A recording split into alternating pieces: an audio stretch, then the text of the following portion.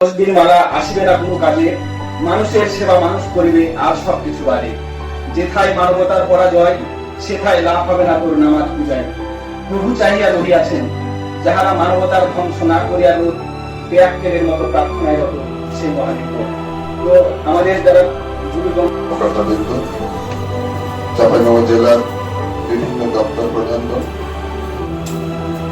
অভিভাবকবৃন্দ, school কলেজের শিক্ষক মন্ডলী, আমার প্রাণপ্রিয় পত্রিকা ছাত্রছাত্রীবৃন্দ, প্রিন্ট এবং ইলেকট্রনিক মিডিয়া সাংবাদিকবৃন্দ, আসসালামু আলাইকুম।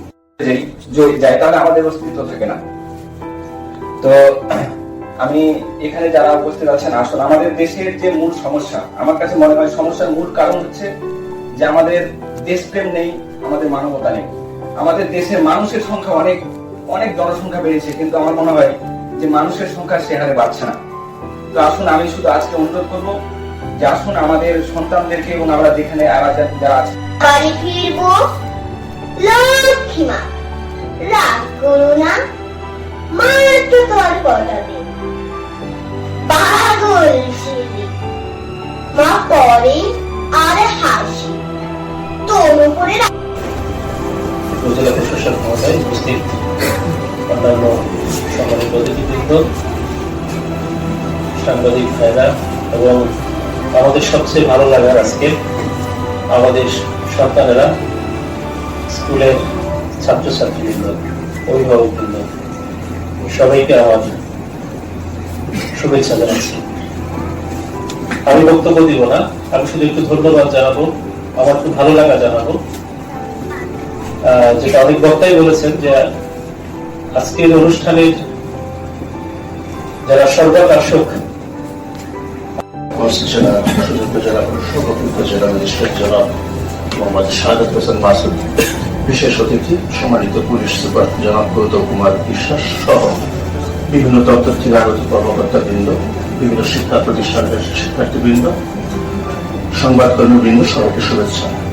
আজকে আমরা যে আলোচনাটি করছি সেটি বিশেষত্ব হচ্ছে যে আমরা আমাদের আলোচনার মাঝে মাঝে আমাদের ক্ষুদে শিক্ষার্থীদের তাদেরকে দিয়েও বলিয়ে দিচ্ছে। এটার উদ্দেশ্য হচ্ছে যে তারা ভবিষ্যতে সভাপতিত্ব করছে সম্মানিত জেলা প্রশাসক চাঁপাইনবাবগঞ্জ স্যার। অতিথি হিসেবে উপস্থিত আছেন সম্মানিত পুলিশ সুপার মহোদয়, উপস্থিত আছেন স্থানীয় সরকার মন্ত্রণালয়ের উপপরিচালক স্যার, অতিরিক্ত জেলা প্রশাসক স্যার বৃন্দ, বিভিন্ন দপ্তরের কর্মকর্তা বৃন্দ, উপস্থিত আছেন বিভিন্ন শিক্ষা প্রতিষ্ঠানের ছাত্রছাত্রী বৃন্দ, অভিভাবক বৃন্দ, প্রিন্ট ও ইলেকট্রনিক মিডিয়ার সংবাদ কর্মীবৃন্দ এবং বাঙালি জাতির জন্য এই দিবসটি অত্যন্ত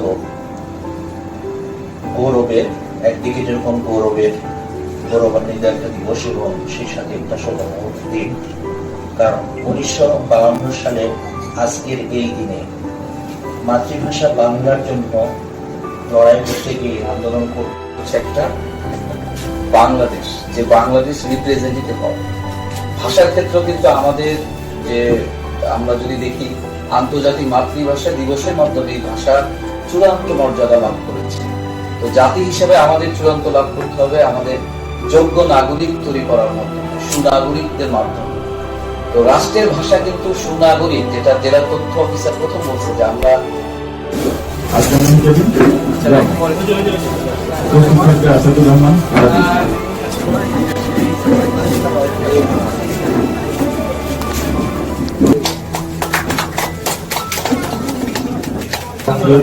শিক্ষক জানিমাত্র শিক্ষক আইমান কানিকার পরে সর্বভাগে সমৃদ্ধা দাস ত্রয়ী, ফারিহার জামান দেবা, রহমান আশা, আজরিতা রহমান আশা, সৃজন কর্মকার। এরপর থেকে চিত্রাঙ্কন ঝড় বিভাগ বিশেষ চাহিদা সম্পন্ন শিশু প্রথম টাইম হবে।